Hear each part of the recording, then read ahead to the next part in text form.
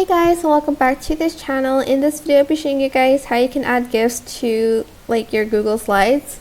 So go to insert, go to image and select search the web and type in GIFs. You can also add in a keyword before that. So for instance, you want to search cat GIFs, search that up, and then for instance I want to add this one. Just press the plus button here to see if it's moving or not. I think this is a GIF, so I'm just going to add it to the presentation. I'm just going to add it on this circle right here, and once you start your slideshow it's going to move like so. And that is how you can add a GIF to your Google Slides presentation.